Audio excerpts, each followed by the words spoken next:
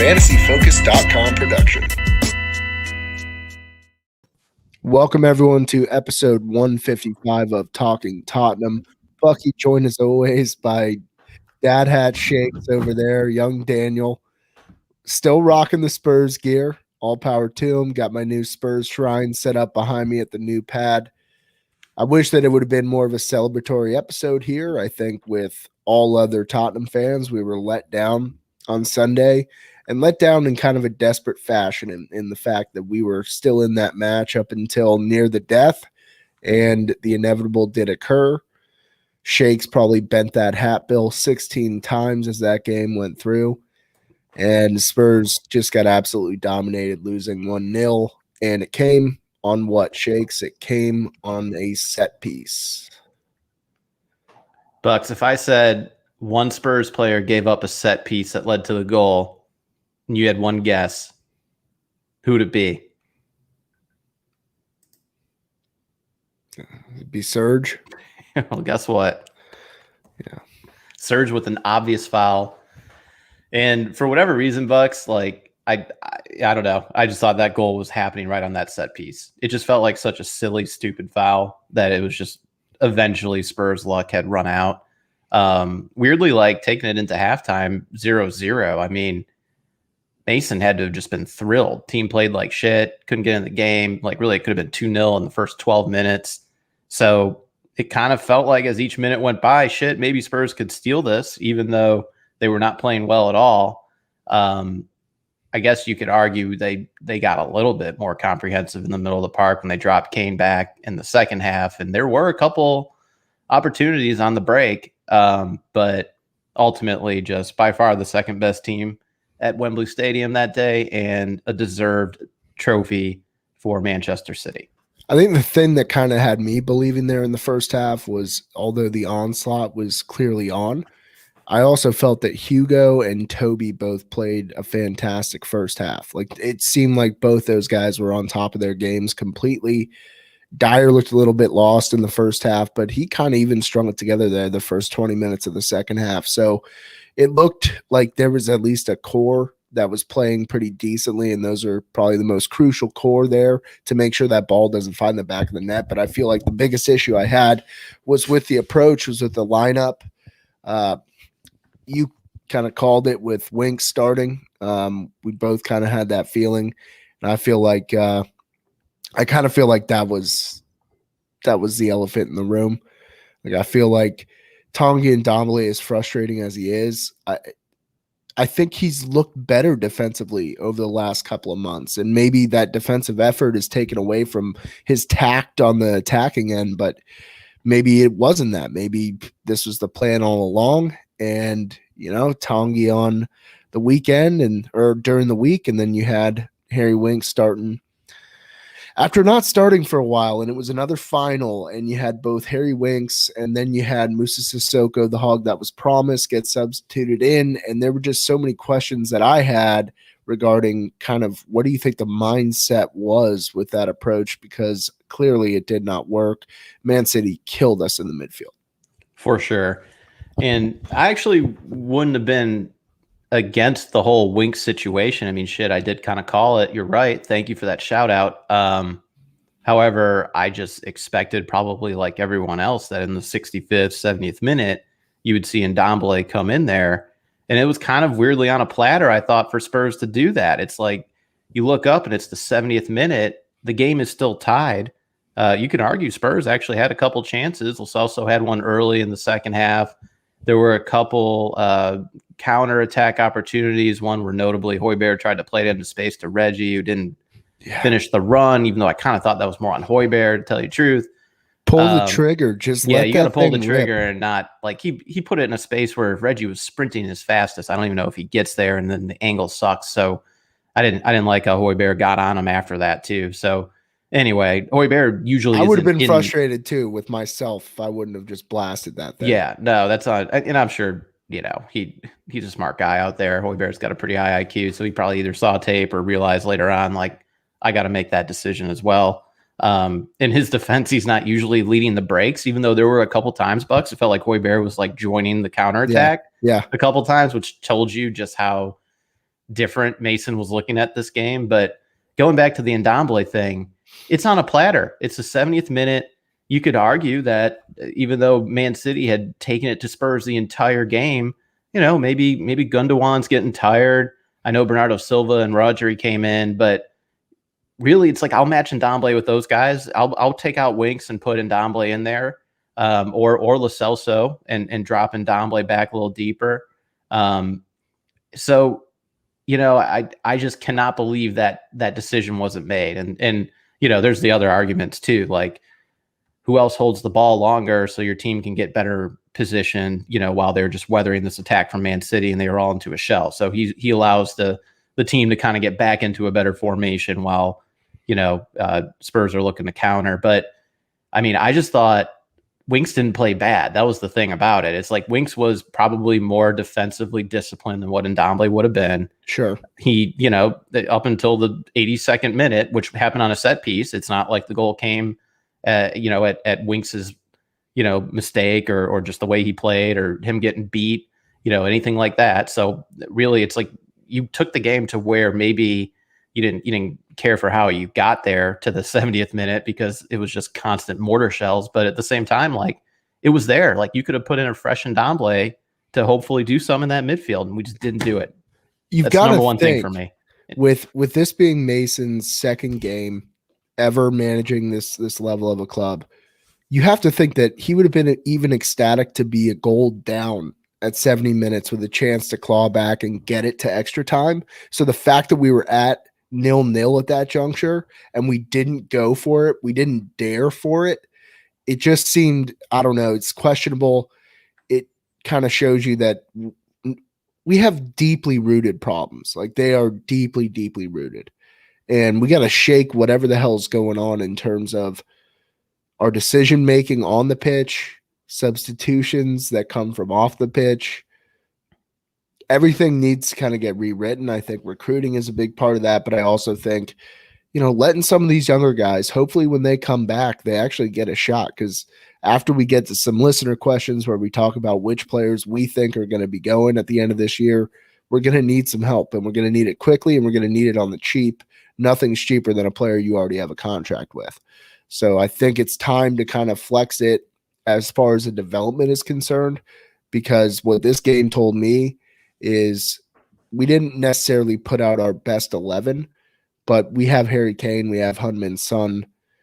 Lo Celso at times looks okay. Hugo Lloris is playing some of the best goalkeeper in the world right now. Defense, just clear him out, except Toby. Like, I want Toby forever. That's my guy. I think Toby will be good till he's like 34. So like 2 more years.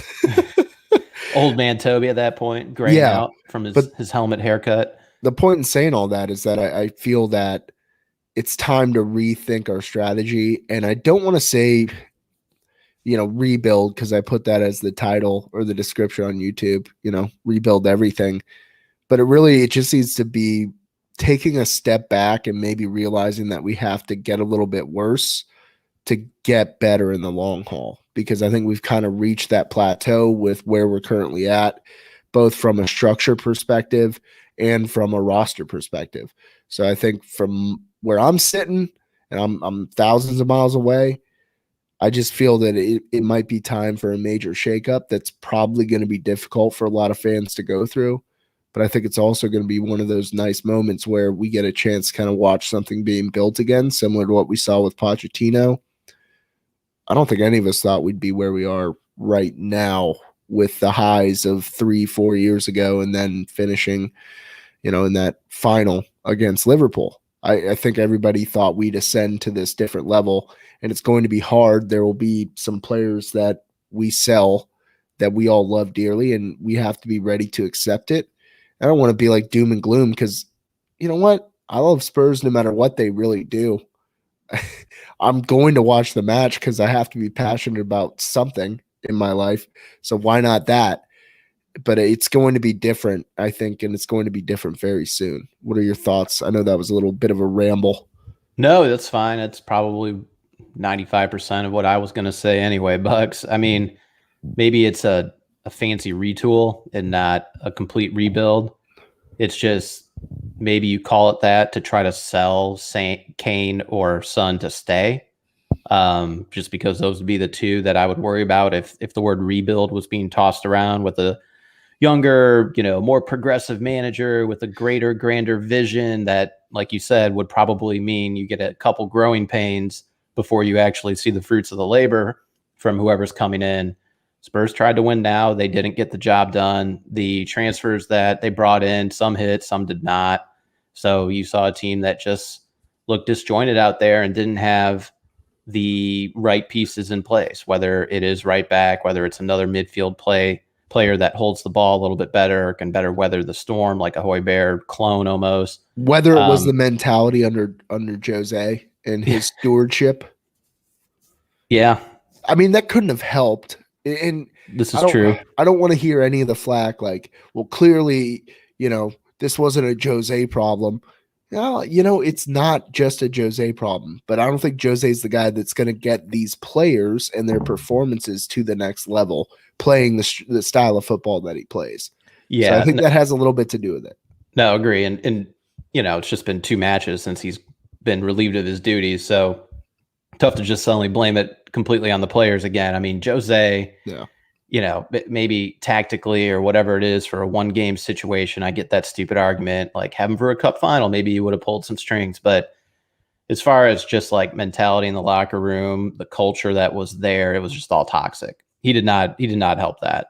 So sure, you got to clear that out first though, before you even start assessing where each player fits and whether they need to stay or depart. Because right now, to me, Bucks, it's like a cloud over everything. I mean, again, like, even though I wanted Ndombele to come in the 65th or 70th minute, you had Harry Winks playing the entire match in a cup final, and he wasn't even listed as a substitute in half the matches when Jose was there. It's like, what the fuck's that all about? So, and Winks did not play bad. He played the whole game, and honestly, it wasn't his fault. The team lost. Correct. Would I rather him been replaced by Ndombele? Yes. Do I think it's crazy he didn't get subbed out for Ndombele? Yeah, that's borderline crazy by Ryan Mason, or at least take out Lo Celso for him instead of Sissoko. And again, not to harp on your boy the Hog, but he was the one caught napping on Laporte's header. So I mean, I don't know how he doesn't kind of box out there. He's like the fresher player, and he's just got to take that position, and he just got beaten to the ball. So, and he's a big fella. I know he's usually pretty good in the air too. So it's just stuff like that. It's like Sissoko has engines for days, and he can just outwork anyone. But then weirdly on something like that, it's like he's caught napping or just flat-footed or whatever it is. So maybe he got a little shoved that we didn't see on camera. That's what I'm going to chalk it up to. Yeah, we'll chalk it up to make that. Mistakes.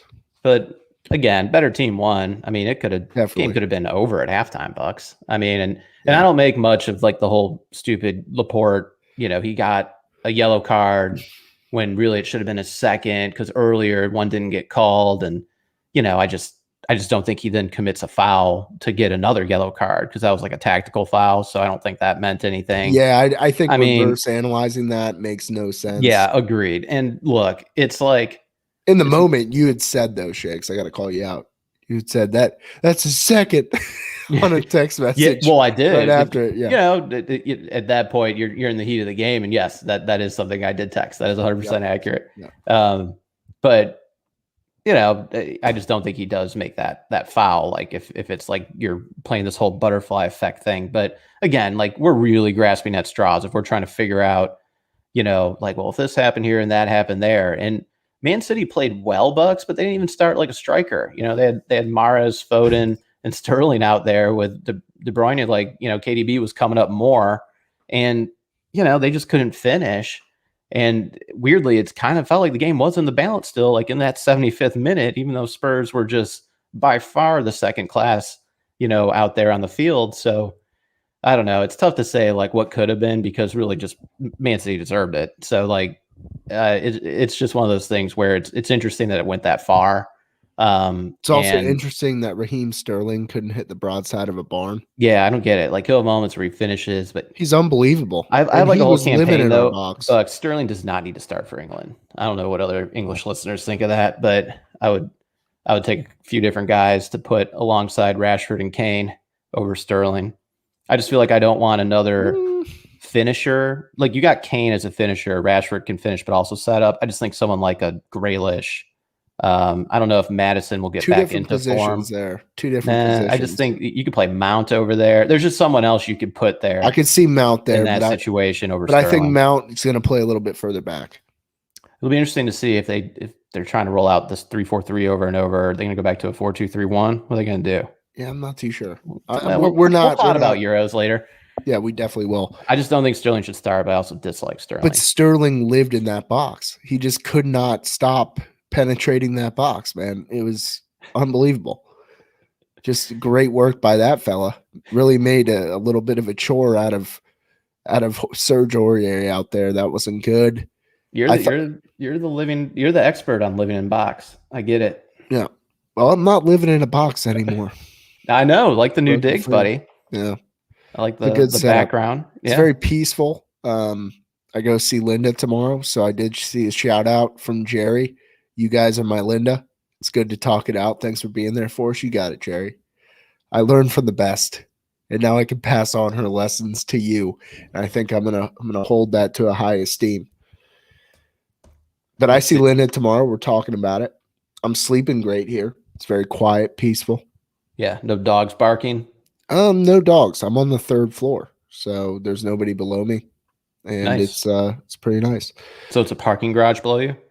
No, there's like a It's retail? there's Is it a villa. coffee shop? No, I don't live in some hipster brand new building. It's This not is a like it's not classical like building. Friends.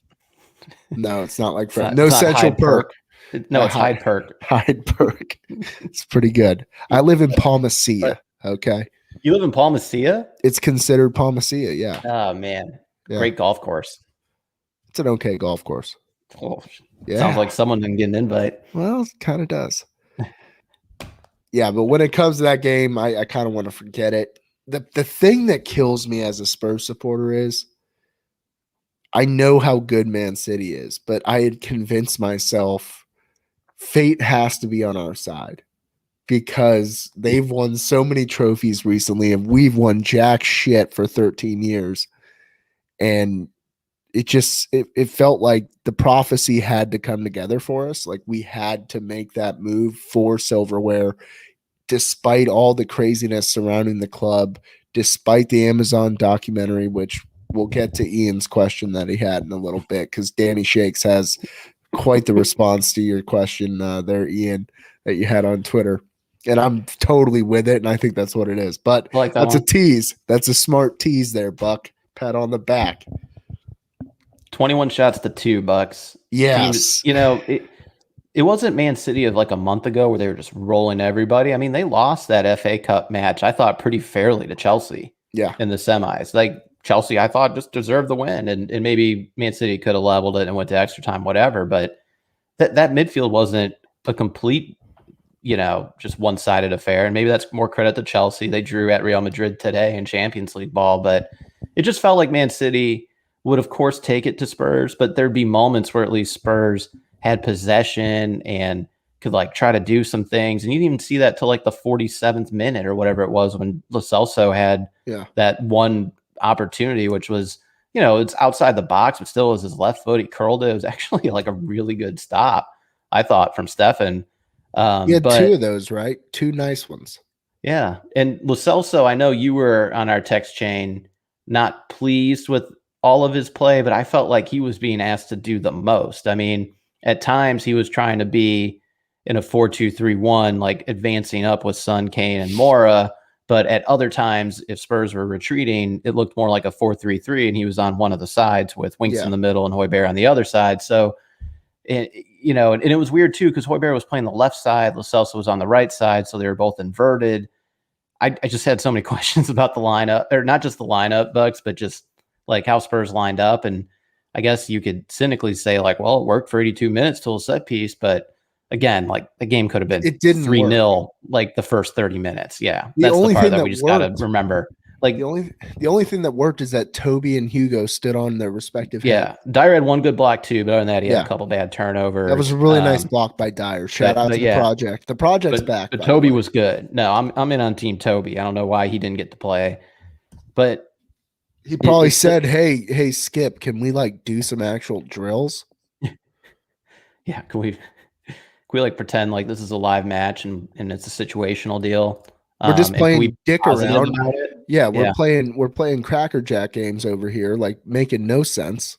Yeah. We're just being told what we did wrong. I saw them playing more of that tabletop footy than anything else on the Instagram channels. God damn it. Get rid of the footy tables. Get rid of the basketball hoop. Too much of Gareth Bale shooting a basketball. They're on grass. Why are they playing basketball? How do you think we're going to remember this game, Bucks? It's not like I feel like it was a tactical misfire as much as it was. I just think it's just Man City was better. Spurs were just to show their former November form selves, and just Spurs lost 1-0. Like the score looked respectable. Like, are we just going to remember it that way? As opposed to No. like, when Domley I'm didn't gonna play, why were we not like, honest to God, transfer out in Dombley. If you're not going to pay your top signee that's played well all year, I know he didn't play great in the Southampton match, I but don't think he's played all that well all year, but I think he's had his moments of brilliance. yeah, good point. And I Good think point. he's improved. I think he has improved. I think his effort level has He gets to improved. start over your boy Sissoko, who had the Okay, defensive you lapse you want to anyway. know how I will think about this game. Yes. Okay. Look back at it. Like, do you look at this more fondly than the like Champions League was obviously way tougher to get there. Spurs felt out of Champions League. The final, I mean, like early, just because they went down 1-0, but then really the game kind of sucked after that. Whereas this one, maybe I let hope creep in a little bit more. Whereas I didn't. The Liverpool one, I never thought a goal was coming. I don't know if I did here either. Are you going to let me answer the question? I'm trying to talk out for myself too. Like I had something prepped over here. It's Yeah. like, Danny, you're just rambling over there, pal. Dad hat shakes. I know I didn't mean to cut you off, but you kind of cut me off like two separate times there. It's a give and take here at Talking Tottenham, folks. Understood. So I will remember this game similar to 10th grade homecoming dance. It took a very, very nice young woman who I was attracted to, both mentally and physically. So you got young Buck doing his thing, shows up. We have a wonderful evening. And then the last dance comes around. She's with some other guy. Goes to the after party with him. I'm sitting there. I'm in the corner of this little get together, and they've got full peanuts, shells and all. Unsalted even, Danny. I couldn't even get salts on them shits. And I would have to pop that thing. I was just sitting there, dropping peanut shells all over the corner of this get together, this after party. Everyone's having a good time. And I see her kiss that man. Scarred me for life. That was Spurs on Sunday because, yeah, was she out of my league? Absolutely. Is Man City out of Spurs league? Absolutely. But guess what? It was 0-0. We were in the match up until the very end. Oh my God, this is tremendous. And then she slides out with that other better looking fella who's got all the skill in the goddamn world, a wonderful management style that they always execute. And guess what? He slow played it, slow played the shit out of it. But tactics prevailed. I was always taking bullets that whole day, the entire dance. She's looking over her shoulder, smiling at old fella, but she's dancing with me. That's what Spurs were. It's my 10th grade homecoming date, dancing with me all night, only to leave me sitting there eating peanuts in the corner. Shells and all, no salt. Nothing, Shakes. And that was what they left for me. They left hope, and then they took it right away from me as expected, because guess what? I was never getting the kiss at the after party with that beautiful girl. Never. And that's what Spurs are. So it makes sense that I am where I am. And that concludes our analysis of the Carabao Bang Energy Cup. The year was 2003. It was a cold December evening. Well, it was supposed to be that, but pushed it out to April. Maybe January. Well, I'm sorry, man. Bucks. Who I'm glad cares? that you haven't thought about this ever. Still You really haven't. retold that story. Like, it really, yeah. It might have been more in the forefront of your mind than maybe I thought. Well, it makes Uh, sense that 10 years later, I started supporting a club that would do the exact same thing to me. You know what they say? You find the same types of people throughout your relationships because that's what is magnetic to you. So it makes perfect sense that that is where I'm at. the But there was non-salted hope. peanuts. That's rough. But there was hope. And there was hope for me, knowing that she was out of my league. Man City was out of our league, and there was hope. And I knew we would lose it, but they just keep you stuck on them. They keep you believing because somehow, some way, they pull the rabbit out of the hat. And you have to think at some point the tides will turn for you. I got news for all the young fellows out there that might listen to this show. The tide can turn for you. It just probably won't.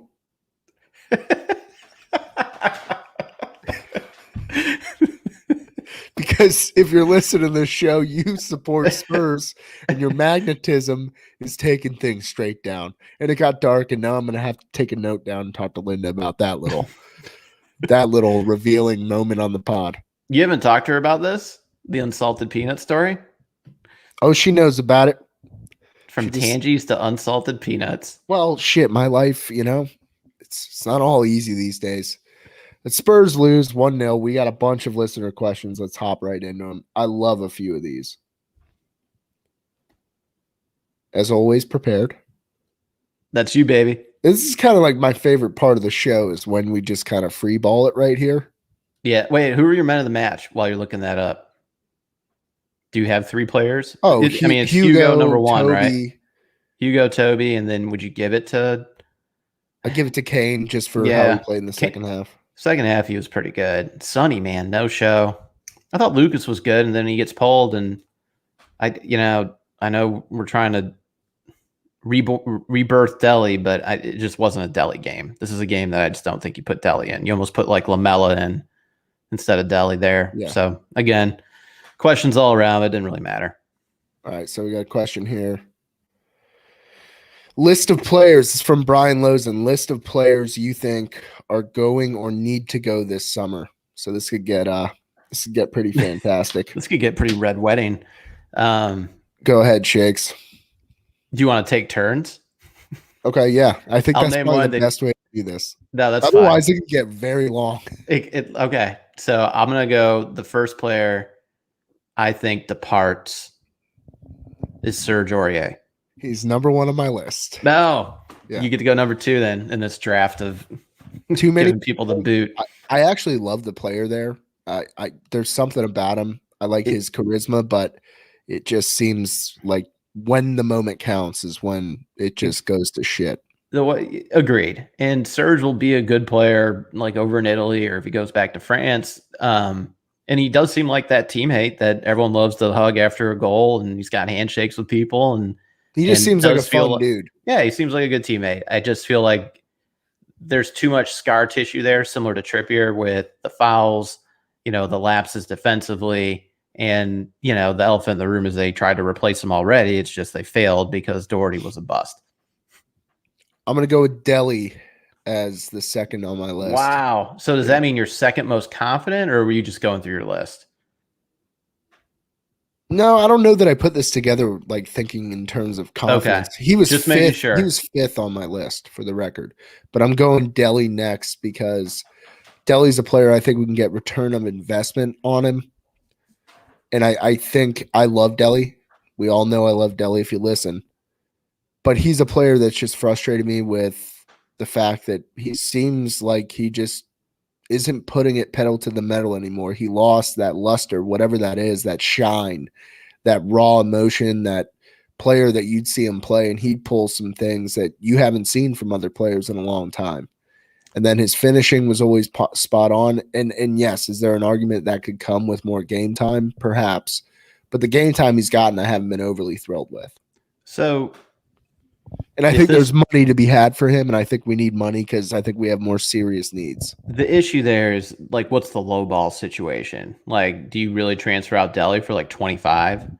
Like, do you think Spurs can get a market for over 40 for him in a pandemic? I'd say like 30, 35.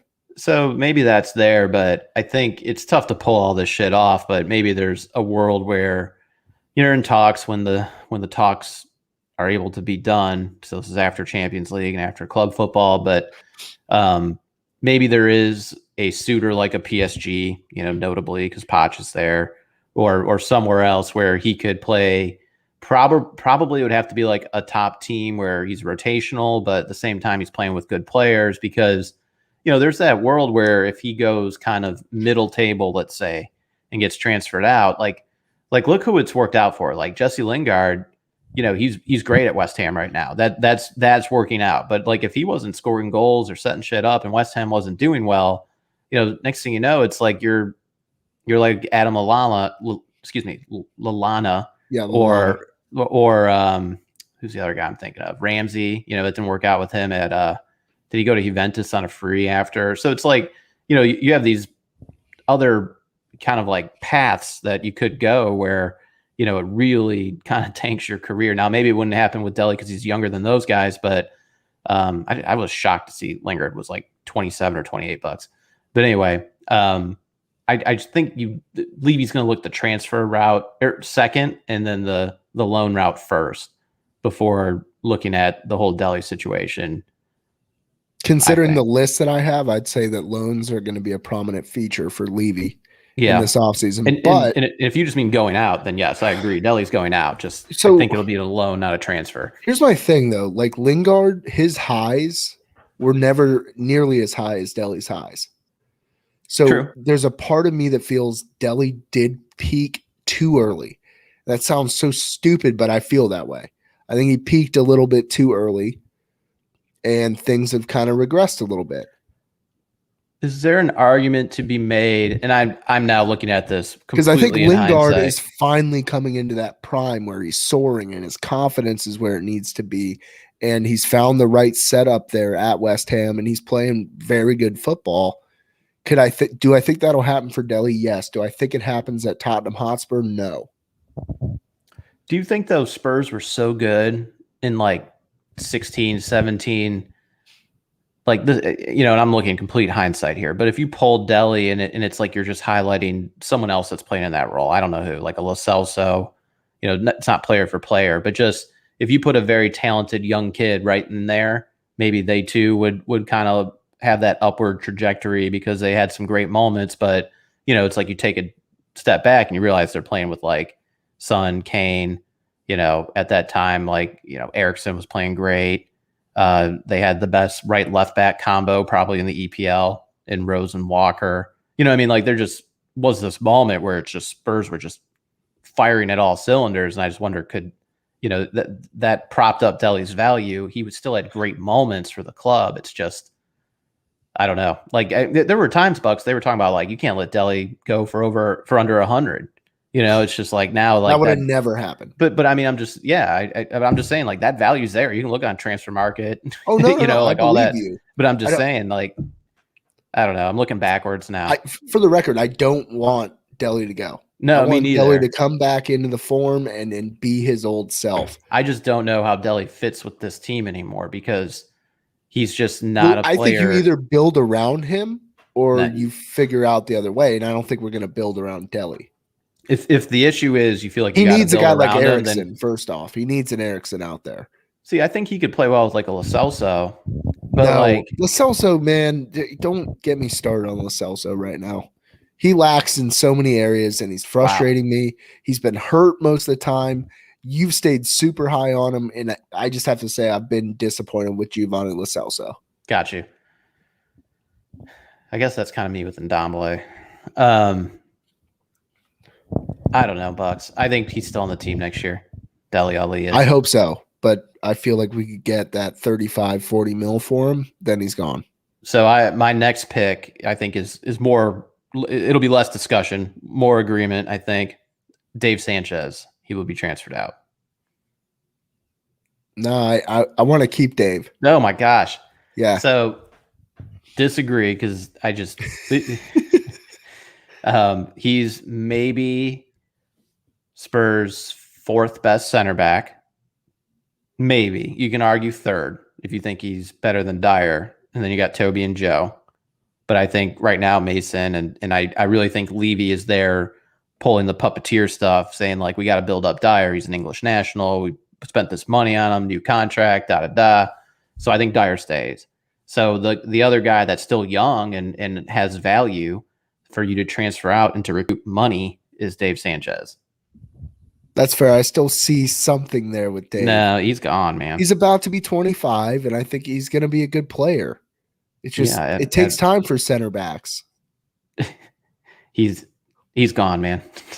Like, he's so gone. Okay, so Dave's gone. That's fine. My next one is Hugo. Hugo stays. We've talked about this one, I think. I just think he wants to get back to France. He's probably so drained on this entire situation of the last 3 seasons that he wants to go. We could use the money we could get from Hugo, send him to PSG or wherever the hell he wants to go in France. I think it's time for us to reset on goalkeeper. I think that's next year because Hugo still has it in him. He's got 1 year left in his contract. He'd probably just play it out. Or has he got 2 years left? He's got one year. So then club control for 1 more year. For sure, you have to bring in the heir apparent this off season. I'm not sure if that's Ramsdale or whoever, but Spurs are going to look all over the place for that. He'll play probably like the FA and the Carabao Bank Energy games and maybe Europa if God willing Spurs get into that, and Hugo can still play the Prem and the big matches. And I think it'll work that way. Hugo's the captain. He's sticking this thing out. I think he will want to see the new regime come in, and there will be this sense of pride in taking the team this far and continuing it on and hopefully leaving it in a better state than it is right now. Fair. So I think he stays. Okay. I just kind of want to hit the reset button if you haven't figured that out yet. No, you want to hit the reset button, but and trust me, I think for a lot of players it will be that way. I just think Hugo, it's more also contract driven, I think, and him being the captain. I got Doherty next. So we just think Doherty is just, it's like sunk cost. Like, would you transfer him out for like 4 million? You just eat like an 8, 9, we'll get 10 more million. than 4 million. You think so? Yeah, he get like 7 or 8. I don't know, man. He'll be 29. He'll get 7. Maybe 4. Yeah, sink the cost. Just sink the cost. I'll tell you what. If I wanted Doherty, else 4 million, but he's 22. How about that? My starting offer is nowhere near 7. I'll tell you that. I don't know where it ends up, but there's a lot of other players I'd look at, Bucks, and it sucks because I don't know what went wrong. He was a successful player for Wolves, but it just never came together. Okay, I want to get rid of Lo Celso. You're just saying that to piss me off. I don't think I am, as much as that I don't think with his injury problems, I'd rather see him moved on, recoup what you can. See, that would be my argument to Ndombele. If we're not going to play him in a cup final when he's healthy and he's your top transfer and he's a Poch player, so you were really designing to play for more like a pressing, aggressive. I mean, now this all depends on the manager. Will the manager's vision fit Ndombele as a player? But to me, it's driven by that. I do not want to get rid of Ndombele, though, because I think there's just too much there, and he's only improving. He's 24 years old, and he just has it, Bucks, when it comes to some of the vision and passing that he can make. That's just not found anywhere else. Well, with Lo Celso, I feel like we could cut bait. So is this because of his injury history that you're upset about this, like him having that hip issue, or do you think it might be just because it doesn't seem like we've found a position for him?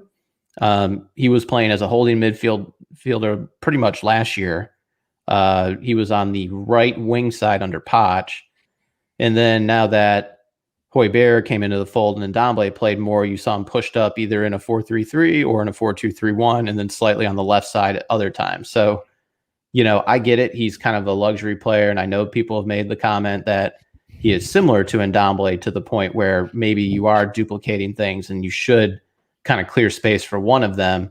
But I just don't even know where Lo Celso would play best. I just know when he's asked to play holding mid, he delivers it better than Winks and Sissoko.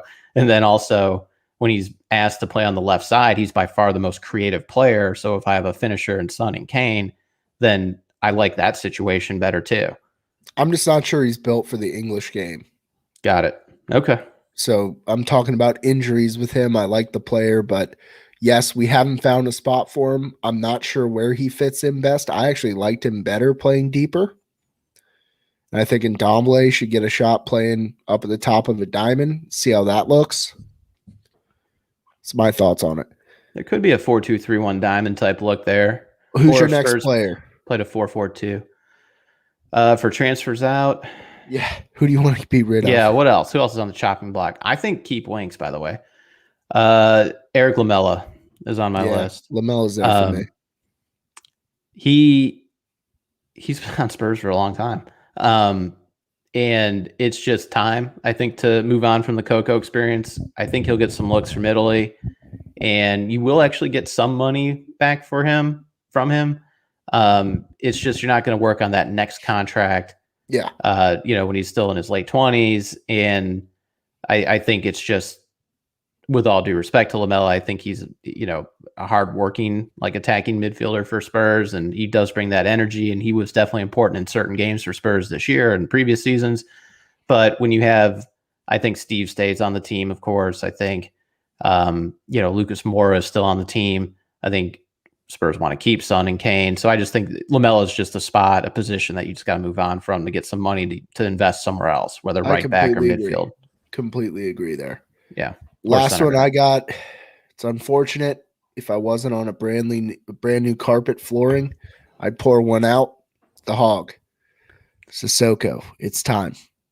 The only thing that would keep him, I think, is the contract situation and his age. So if no one's willing to give you 5 to 10 for him, and because he's 32 years old, he might just understand that my role now is kind of the midfield version of Joe Hart. He should come in and just start beating people up. I mean, he's not a bad player to have on your team. It's just when he comes in, it's like some defensive lapses, but there's other times where he does still look like he could boss you defensively. So yeah, maybe there's like this Azpilicueta role for him where like he can kind of merge into this utility type player or play, at times as a right back or like, the third string holding mid or something like that. Did you just compare him to Azpilicueta? I'm trying to think of like who's a player that's been around the team for a long time. I don't know. That's all I got. I was watching Champions League today, and I'm just like, it's like he comes out there and you're like, where's he starting today? Like you have no idea. He's going to be on the right side as a center back. Yeah. I just think you could recoup a little bit of cash and open up an opportunity for a youngster at the very least. I'd like that. Yeah. I don't think I have any more. The two obvious ones that everyone's terrified are Kane and Son, right? I mean, I worry that the Sonny contract has not gotten finished yet. And I know they kind of paused it for the season and there's the COVID and all this stuff, but I don't know. He's an emotional dude. But the way you see him cry now as of late, hopefully it's not like he's tears of end of the road. And, I know Bayern Munich wants him, and it scares me, Bucks. It just scares me. He's my boy. Who would you rather keep, Sonny or Kane? Kane. Me I too. love Son. I love Me Son, too. but you keep Kane. We didn't really talk about Son's performance, and I'm going to leave it there. It was very tentative, to say the very least there. So how many players did we just ship out? Like 10? Quite a bit. So I'm gonna counter that with a question here that we got from Nate Keller. Now that we're gonna see Kane transfer rumors until the end of time, if we were to get 150 million for him, who is your transfer list? This can be personal wants and not rumor reality based. I'm gonna shift this and say, let's say we shipped out these players because I don't think we're gonna get rid of Harry Kane. Nor would we get 150 in a pandemic when he's probably the third most sought after player, right? It would be Haaland first because of his age and Mbappe. And then Mbappe. Mbappe's what, like 23? I'm not sure. He's young, real young. Yeah. He might not even be that. Yeah. I looked at this a different way. If Spurs ship out the players that we just sent out, who are the guys that I'm targeting? Having watched just about every EPL game this year, all of my people are younger, some not so younger. Proven Premier League players that have impressed me over the last 18 months has been my quantifier there. So I got Ramsdale, bring him in from Sheffield. I think 22 years old, goalkeeper. Let's get started on the future there. I've got Anderson, center back at Fulham. I love that guy's game, and I think he's only getting better. I got Lamptey, right wing back / right back, who's played both roles for Brighton. Lamptey for me is a guy with burner speed, short little guy, 5'5", English national, and I think he's got a lot to grow into in terms of being a very established right back in the league. I got Lookman from Fulham. Well, he's really was at Leipzig, but he's on loan at Fulham. So Leipzig for Ademola Lookman. Love this guy. Amendola Lookman is a serious player for me. He stands out every time I watch Fulham. Yes, I do have 2 Fulham players on here. I believe in you, Scott Parker. Let's bring him home. So And would you take Scott Parker too? yes, I got Thomas Jesus. Souček. I got Souček from West Ham. I don't think that's really a possibility, but that's kind of a dream of mine. I think a Højbjerg Souček holding pair would be phenomenal. I think it'd be a lot of fun to watch that. And then I got Mopay from Brighton playing attacking mid and forward. Guy scored 18 goals for Brighton. That's my list. And guess what? There were absolutely 0 big players on that. But I think these are players that a new manager with a vision and a long-term goal can effectively mold into what you need. They have the proven abilities at this level. And I've watched every one of these players so many times. They all stand out to me when I watch them. So that is my list. It's a hell of a list, simple Bucks. list. It's a simple list. Problem is there's no flash to it whatsoever. I don't care about flash. Look at me, Shakes. Yeah, I know. Well, here's the thing: you changing the question is what made it different. Because if it is, simply you're selling Kane, then you need to get some names back that will help score. Because it's just going to be Son at that point. I mean, I don't know. Who am I supposed to add on this? Like you just named half the Premier League to bring in, and yes, 6 and you're not gonna have that many spaces because I guess start it here. Skip comes back for sure, right? You don't see him going on another loan. Yeah. I don't. Okay. I think Skip might kind of fight for starting. If Spurs want to play a 4-2-3-1 where it's 2 holding midfielders, he's not going to start out of the gates. He's not going to start out of the gates, but I think he's better in that rotation. And then if you spend all this money on Souček, for instance, now it's like you have him, you have Højbjerg, you have Skip. I assume that at that point you let Sissoko go. And then what are you doing with Ndombele unless you're just changing formations to like a 4-3-3, I guess, and playing him further up. But it's kind of just so early to kind of play the wish list game, when it goes that route. This is a simple list. I didn't ask Santa for the N64. I said, find the Sega Genesis in 1996. Do you think Sessegnon comes back? Yes. He had a good year at Hoffenheim. I think he could get loaned out again. Can he for sure play right back too? No. That's his brother. His brother's the right back guy. Yes. Got the wrong Sessegnon. No. I wouldn't mind his brother though. What about Maximilian on Maximon? I always say Maximilian. You don't know. No. You don't like him on Newcastle? I like the player, but come on now. We got Ndombele, Lo Celso, and St. Maximon. How does that look? How does that work? Do you think Spurs will look towards like an older player, to play more in the midfield at times? To just replace a Sissoko? I don't know. With who's the guy on Crystal Palace? Like Luka Milvicic or whatever his name is. Milvicic. He's a center mid that's older. I don't know. No, I don't see it. I don't see that. Or Schlupp. Well, at least he would quit scoring goals against Spurs if we picked him up. Yep, we could stop that part from happening. Yeah. I just feel like Spurs are not going to spend a lot of money. So I get why you're going this route, even though it was here's your wish list for 150 mil. But I just gave you is probably 100 mil. You think so? Yeah. Yeah. So where does Spurs invest the most? Center back, midfield, or right fullback, or elsewhere? I'm not seeing it. I would say center back. I think you're right, but like, don't you think sometimes when you pull the trigger on like a 45 million pound center back that could just like blow up in your face, like a la Dave Sanchez?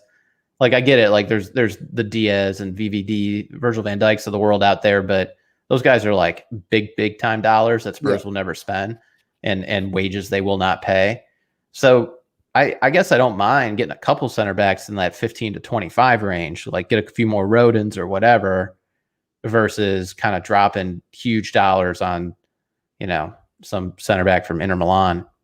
Well, I feel like Anderson himself would probably be like a 27-30 million right there. But I think he's worth that. I think he's ready to just, hey, it's like a Lego set.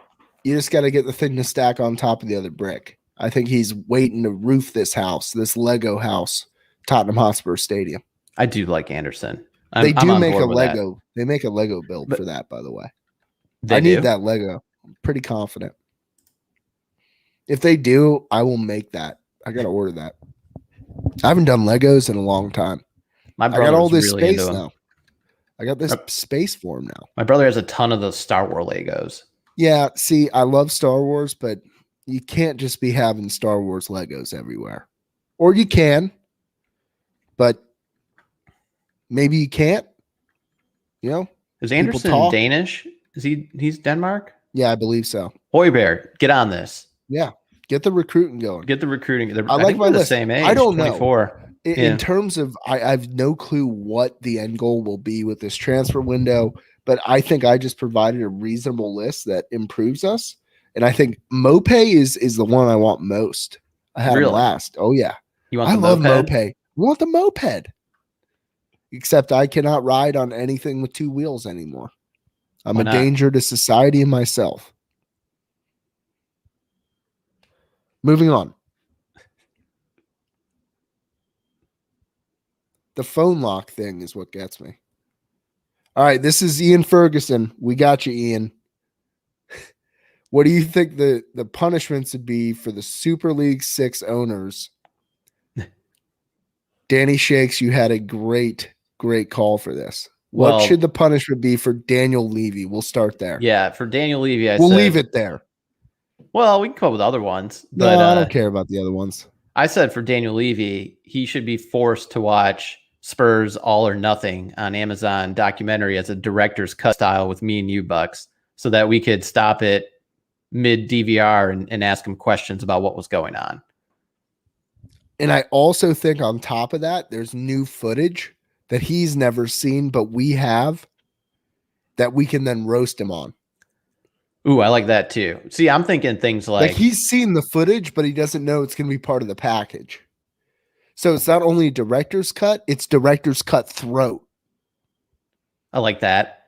It would be more like when he says something dumb, like, oh, there's two managers that are the best in the world, and one's with another EPL club, and the other one is Jose Mourinho. I'll be like, pause. I'll be like, was this a video clip from you from 2009, or was this 2019? And then he could give us an answer. Or when he like sits at the cafeteria, I can then pause it and say, so how many times have you actually been to this cafeteria and hang out with like the staff? So my question would be this. How many times did Jose invite you to go sit with him at lunch? You were probably by yourself in the corner, eating like Steven Glansberg, and you just crept on over there. Hey, Jose, can we talk for a minute? Can we have a chat? I actually, though, chat? With all, all kidding aside, I mean, don't you think like your punishment should be to like go on like 35 different fan podcasts and message boards and just like try to field questions from very passionate fans that might be super opinionated and things? I think that would be pretty fun if it was just like he just gets his roster. Like, all right, I got 5 this week. I got Talking Tottenham. Apparently these guys got 30 minutes to just grill me questions. And then it just goes from there. You have to go on like this basically You know, like you go on like these PR like book tours. It'd be like the opposite of that. You have Where to go it's on like softball questions the whole time. it's like the anti-PR, like just you Everything's have to go clear through defend your your PR position folks. constantly. You're going in front of Parliament, just getting grilled. Yeah, it's like that. It's Queuing like you're up, going in front of trying the to leave. Commons, House I'd of rather Commons. it Did I be say the that right? director's cut, What? though, where we don't have to interact with him. I don't want to interact with him No, I kind of because I'm want a you don't want to polite sit next guy. to him. It's just us three in like three chairs See, I'm a polite watching it guy. together, I like do Mystery it all the Science Theater time. 3000. And I do it all the time for like certain work things. You go in with this bull mentality and you come out looking like a calf. Like you think that you're going to be this guy. Daniel Levy will Jedi mind trick you into loving him. And I don't want that. I don't want him to have any ability. I want it to be something that we've edited with added scenes that were not part of the original documentary. And we're just roasting the hell out of every wrong decision that was made. It's like when he's knocking on the door, like, "Hey, how was your training session, Jose?" You just be like, "How often did you do this?" Yeah. Did you have the guys swim laps today? Good. Aerobics are important. All right. And Nate, no problem, man. We love the questions and we come prepared for this show. Always. Director's cut with Bucky, Shakes, and Daniel. All right, we got our guy Big White Hart Lane, who, by the way, if you see that Spurs flag right there, that is from White Hart Lane, provided by Big White Hart Lane. Sent it over the Atlantic Ocean. Thank you so much. It looks great back there, and as you can tell, it has the focus of this camera. So we appreciate and love you, man. All right, the Cup final performance, nothing more than a disgrace served up to Spurs fans. Agreed. And the phone went blank. Without a doubt, the worst I've seen us in a final. I don't know. Liverpool was pretty tough. Huge change is now needed and players have to go. But who is the man that you want to take the manager's role at Spurs and why? Thanks, chap. So I'm giving you one shot at this, Shakes. Which is your preferred manager? Well, and I gave you no options. So who is your preferred manager? It's late, man. It's a long Tuesday. I only get one option? You're not going to say Scott Parker, are you? He said, who is your preferred manager? Well, it was Nagelsmann until like yesterday. Well, when Nagelsmann's gone. Brandon Rodgers is gone. So now we're left with a bag of mulch. I think 2 days ago, I was like, Nagelsmann or Rodgers? It's just like, boom, boom, done. Fuck. It's hard. Don't talk me into Scott Parker. I'm going. Am I going to Netherlands here? I think I'm going to go to Netherlands. Oh. I am. I'm going Erik ten Hag. Now, that's just right. That's right now, gun to my head. What are we going to do? And it's like, he's a guy that coaches up a pretty good team. They've had Champions League success and they do well in their domestic. So seems like he's executed the vision. Whether that translates to EPL, I don't know. Sonny's dad is also an option. Yes, Ian. I'm going Ten Hag right now, but I mean, I could be easily talked into someone else. But just being asked this moment in time is what I got. What do you got, Bucks? I do not have Ten Hag. I want somebody with experience in England. I want someone who has that worked out last year and up until 10 days ago. Go ahead. Someone with half the ego that has managed successfully in England.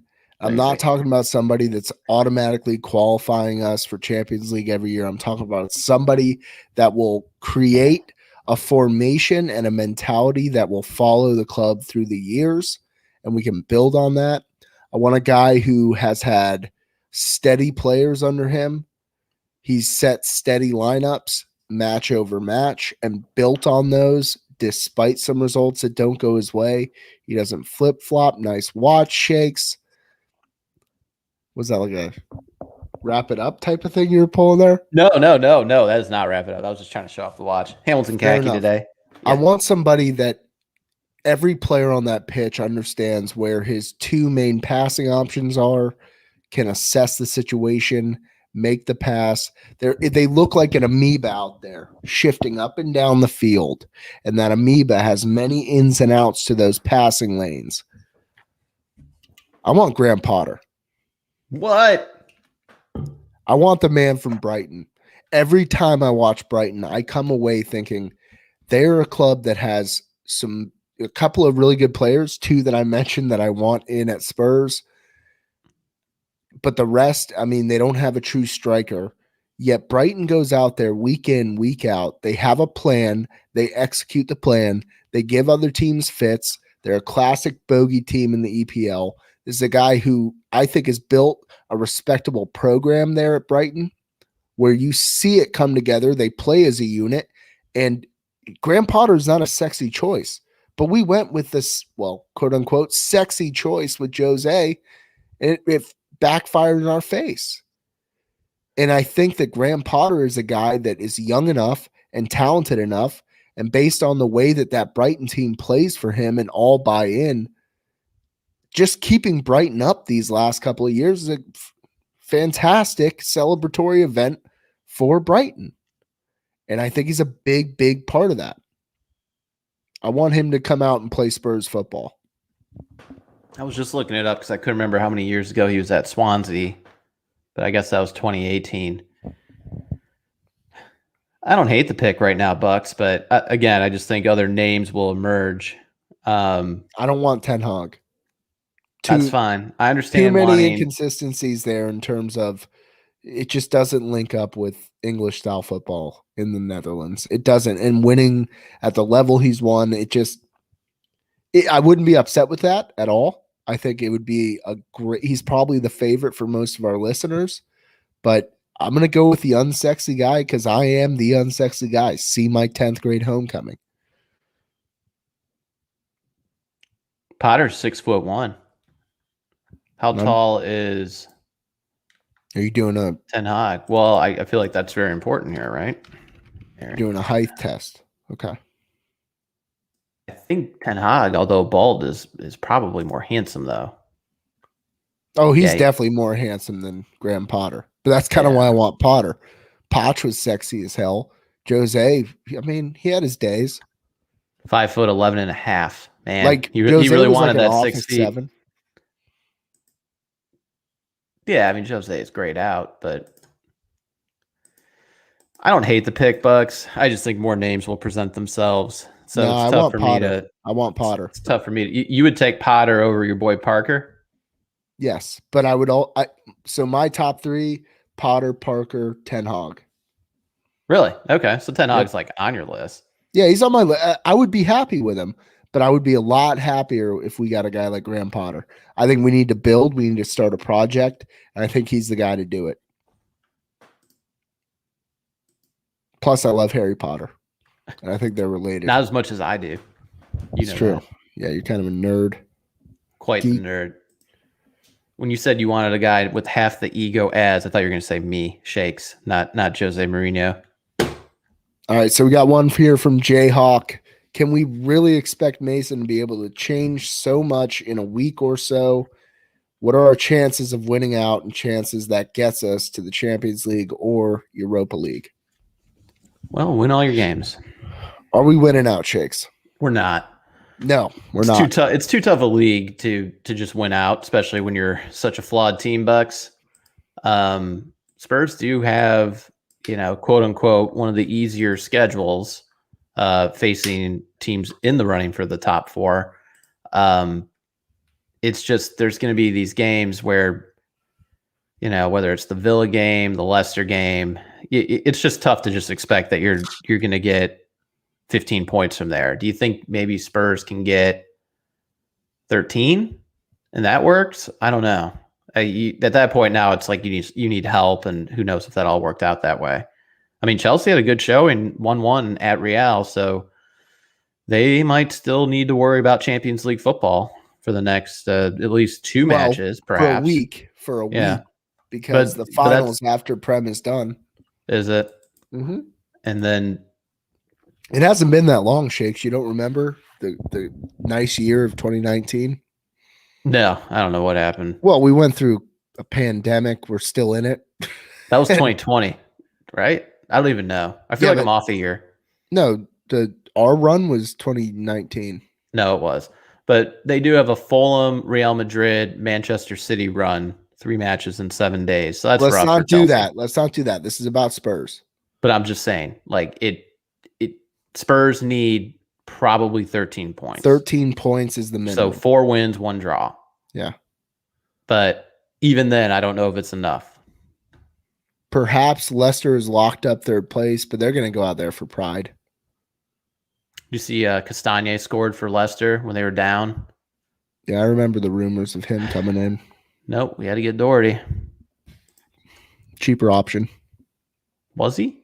It was like So, same do I price. think that gets us to the Europa League? Absolutely. I think 13 does. Yeah. And there's a slim chance it could get us. If we win all 5, which I don't think we will, I think we're in Champions League, which is insane to say. If we win and we get 13 points, if we accumulate 13, I think we're in Europa League. But I think there's a chance that based on other results, 13 could get us that 4 spot. What's looming too is the goal differential. Spurs plus 18, Chelsea is plus 20, Liverpool is plus 16. It's tight. Everyone else not in it. So don't West get Ham's blown 10, out. Like Everton's if we lose, 4.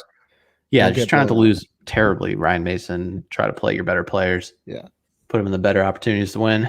But it's not impossible, Bucks. I see Europa out of this, given the schedule hunting, but who knows? I mean, the only one of the other saving graces to all of this is similar to Spurs being flawed. So are basically all of these other teams, gunning for this. They position. are. There's still a shot. I'm not going to talk about hopes and dreams. We're going to answer this with a pretty dire question here from Savino. It's our last question of the evening.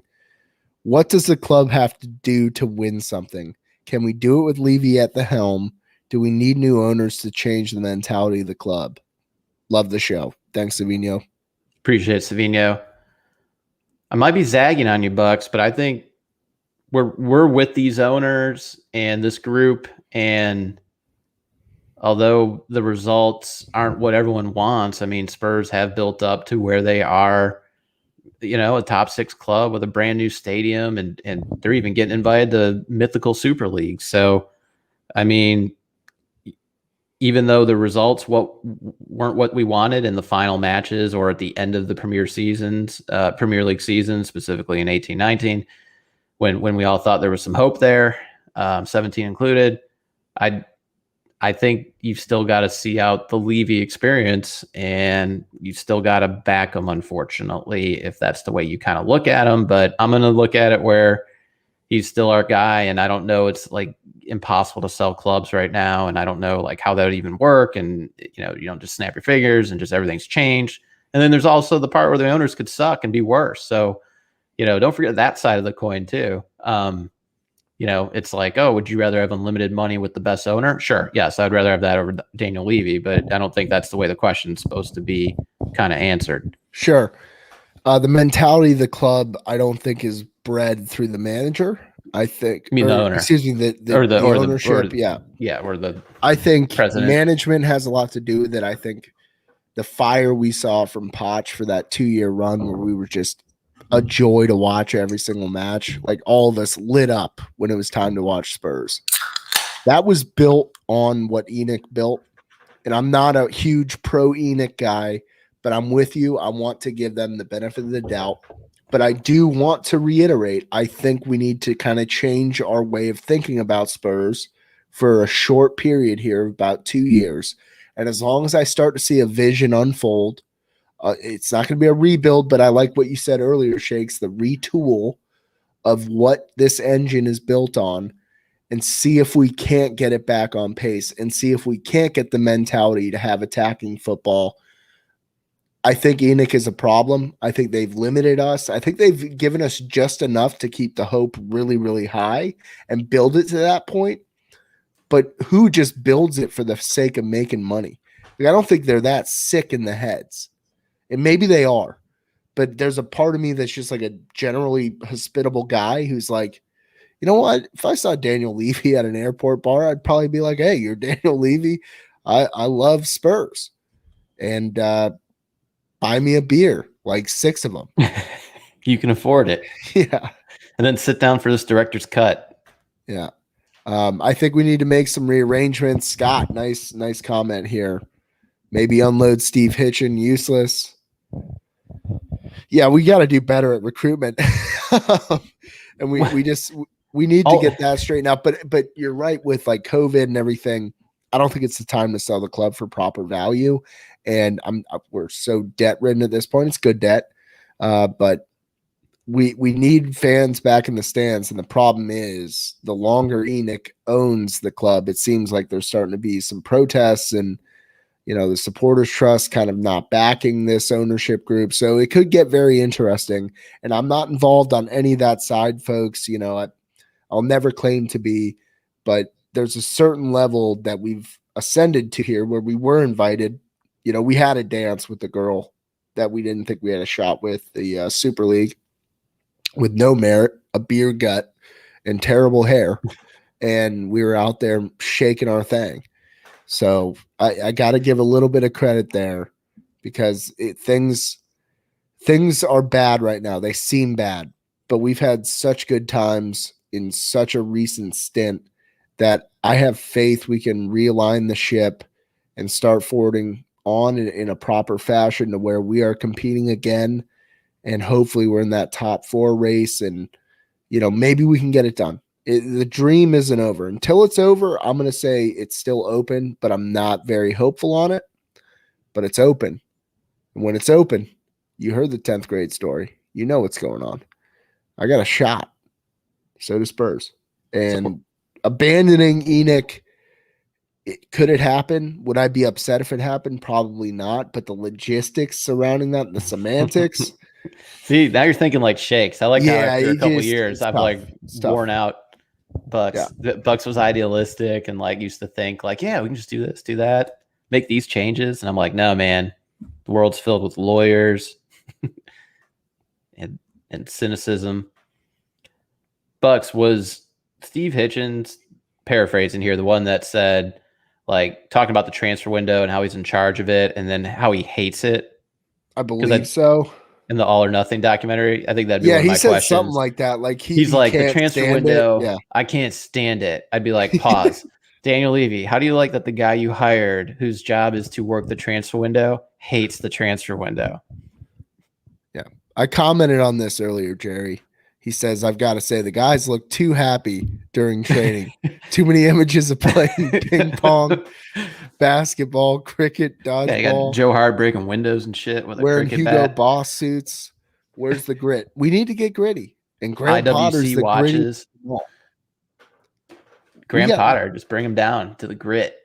All right, this is a good show, despite it wasn't exactly the best circumstances, Shakes. But you know what? We forward on. We go ahead. We make sure that we're just cutting all the corners, giving the folks what they need. All we got to do now, Bucks, just win all of our games rest of the season. We're good. Yep. Steve's all right, got so it. Do you want to know the last 5-game win streak for Spurs? I'm not sure. I'm not even going to project the we're not doing 11s for Sheffield. But I got one. You don't want it? No, let's just put the best 11 that we have out there and go bludgeon these fools. I could see a Davis Tanganga fullback situation. I got Tanganga. I still got Reggie in there. I got Roden. And then I have Sissoko and Domblay just to piss me off. I have Ndombele, GLC, and Hoj. Wouldn't be surprised to see Steve. I do like wonder, how we're not doing it, but we both have it. Do you worry? It's my last dumbest question. Podcast ever. But I do. Shakes from Orlando has a question. Do you worry that Mason is? And I brought this up a long time ago on this very podcast. But do you worry Mason is basically going to make his decisions at the hands of Daniel Levy, basically telling him what to do? Yes. Yeah. With that said, he didn't play Ndombele, which couldn't have been what Levy wanted. Yeah, because Levy probably wants to keep Ndombele. Well, yeah. I mean, that's why I could see Steve Bergwijn starting. Not that I'd be against it. I kind of want to see what Steve does. I feel like he needs to get back into it. So is this a flash sale game? All of a sudden, we get this whole list of the other shits that we put out there. It's going Lamella, Serge. Gelly, Whatever. Sanchez, Doherty, Really show Winks, off and what we got. Sissoko. No, don't you think Levy truly believes just top 4 is still within grasp? I think so, but I I think don't he want thinks Daniel that. Levy doing it. This is why I didn't want to talk about the game. Sorry. My final prediction here is a 1-1 draw. Wow. I got 2-0 Spurs. There you go. That's great. I'm the optimist. You are forever the optimist, Danny Shakes. Danny Shakes, thank you for your patience, your virtue, and your dad-hattedness. Bucks, thank you for really letting us in to see what 10th grade Bucks had to go through. He's still going through it now. Thanks, everybody, for tuning in. Follow us on Twitter at TTPodCoys, on YouTube at Talking Tottenham Pod. We love all your questions. We love the interactions during the live show. Thank you all for your support. We're all Spurs here. Beat Sheffield. Danny Shakes, sign the people off. Let's go. Sheffield has 17 points. They're not getting another one this weekend. Let's go, boys. Come on, you Spurs. Coys, get it done. Beat Sheffield.